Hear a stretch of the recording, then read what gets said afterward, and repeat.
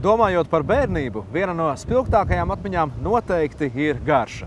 Cukurgailītes, saldējuma kokteilis, cukurvate vai, piemēram, riekstiņš ar iebiezinātu krēmu pildījumu. Un ļoti iespējams, ka mūsu nākamais sižets palīdzēs jums atsaukt atmiņā vienu no bērnības visjaukākajām garšām.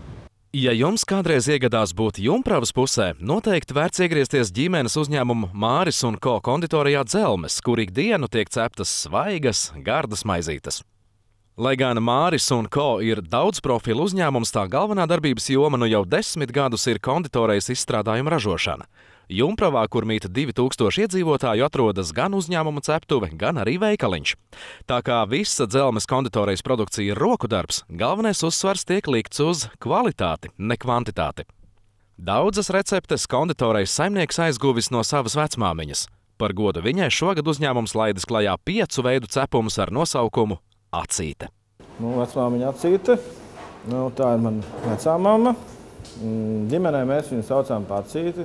To gan vecākais brālis viņu to iesauca, jo laikam tāpēc, ka viņai bija brilles. Viņa bija tāda ļoti saimnieciska un vienmēr daudz rosījās pa virtuvi.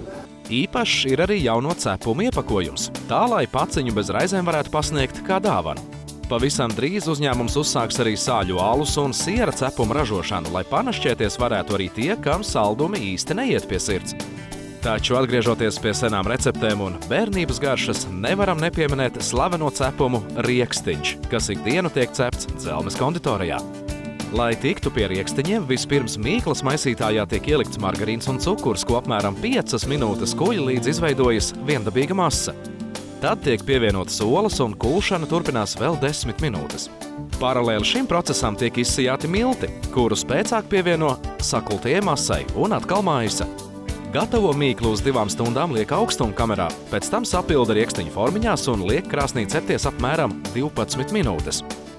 Mīklas riekstiņus piepilda ar iebiezināto krēmu, kura recepte ir neliels uzņēmuma noslēpums. Un visbeidzot, riekstiņi tiek iepakoti glītās kārbiņās, lai ceļot uz veikaliem. Starp citu, Dzelmes konditorijā tapušos gardumus var iegādāties ne tikai mazajā Jumpravas veikaliņā, bet arī lielveikalos visā Latvijā. Tiesa, vēl jāpiestrādā pie produkcijas atpazīstamības. Mūsu produkti nav tik pazīstami, varbūt kā mēs to vēlētos tieši sabiedrībā. Un turpmākajos mēnešos tas arī būs viens no faktoriem, pie kura mēs strādāsim. Tas ir popularizēt mūsu produktu gan caur akcijām, gan caur degustācijām. Viena no uzņēmuma nākotnes vīzijām saistīta ar eksportu, taču tad jādomā par ceptuves paplašināšanu. Taču šobrīd galvenais mērķis ir aptvert pēc iespējas plašāku lielveikalu tīklu. Es domāju, ka grūtākais ir ne dabūt šo tīklu, bet noturēties tīklā ilglaicīgi. Jo dabūt tīklu nav nemaz tik grūti. Tur nepieciešama mērķtiecība un smags darbs, bet ir grūti noturēties tīklos.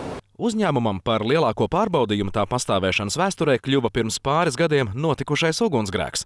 Tajā nebūtībā aizgāja viss 15 gadu laikā radītais, un uzņēmumam nācās sākt visu atkal no nulles. Vajadzēja kaut kā ātri atjaunoties, un paldies arī tiem mūsu pircējiem, kas teica, ka tos pāris mēnešus pagaidīs. Ja mēs spēsim, atjaunot savu darbību, tad pāris mēnešu laikā mēs atradām šīs telpas Jumpravā, sapirkām jaunas iekārtas. Paldies arī, kas nāca pretī piegādātājiem kādiem atliktiem maksājumiem, un sākām visu no jauna, no nulles. Tā kā esam ciemos pie konditorejas meistariem, nevaram noturēties nepajautājuši, kāds tad ir izcilas mīklas noslēpums. Es no sevis varu saimniecēm ieteikt, vislabāk smilšu mīklai būtu izsijāt. Tad cepums sanāks sirdenāki, kvalitatīvāka mīkla būs,